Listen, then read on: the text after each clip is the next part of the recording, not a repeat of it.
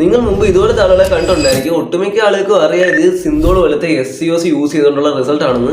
പക്ഷേ body builders ഈ സാധനം ഉപയോഗിക്കും. വളരെ റെയറായിട്ടാണ് പ്രൊഫഷണൽ ബോഡി ബിൽഡേഴ്സ് ഇത് ഉപയോഗിക്കാറ്.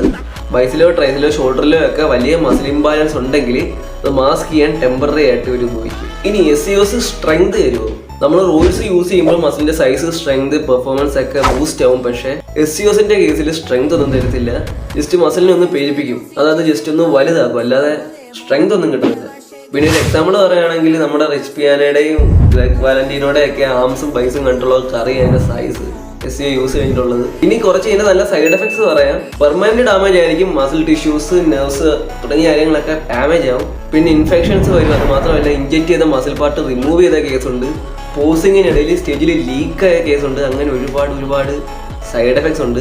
ഹോർമോൺ സിസ്റ്റത്തെ അഫക്ട് ചെയ്യാത്തതുകൊണ്ട് PTC ഒന്നുമില്ല. പിന്നെ ബോഡിക്ക് ഓയിൽ